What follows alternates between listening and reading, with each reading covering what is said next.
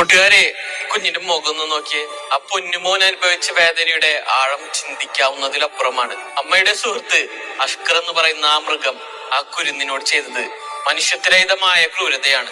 Postmortem റിപ്പോർട്ടിലെ വിവരങ്ങൾ ഞെട്ടലോടല്ലാതെ നമുക്ക് വായിച്ചു തീർക്കാൻ കഴിയില്ല കേട്ടോ. ഒരു 1.5 വയസ്സുകാരന്റെ ശരീരത്തിൽ 51 മുറിവുകളും പരിക്കുകളുമാണ് ഉണ്ടായിരുന്നത്. ജനനേന്ദ്രിയത്തിൽ ഉൾപ്പെടെ ക്രൂരമായ മർദ്ദനമേറ്റു. കാൽപാദങ്ങളിലും വിരലുകളിലും പൊള്ളിച്ചതിന്റെ അടയാളങ്ങൾ. ക്രൂരമായ മർദ്ദനം കാരണം ആഹാരം ഛർദിച്ച കുഞ്ഞിനെ വീണ്ടും ഉപദ്രവിച്ചു.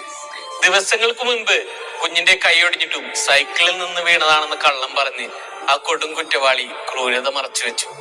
വേദന തിന്നാണ് ആ പൊന്നുമോൻ മരണത്തിന് കീഴടങ്ങിയത്. ഈ കൊടും ക്രൂരതയ്ക്ക് പിന്നിലെ പ്രതിക്ക് ഒരു തരത്തിലുള്ള ദയയും അറിയിക്കുന്നില്ല കേട്ടോ. നിയമത്തിന്റെ പരമാവധി ശിക്ഷ തന്നെ ഇയാൾക്ക് ഉറപ്പാക്കണം. എവിടെ ഉറപ്പാക്കില്ലേ? അധികാരികളുടെ വൻ വീഴ്ച തന്നെയാണ് ഇതിൽ കാരണം. കുഞ്ഞിന്റെ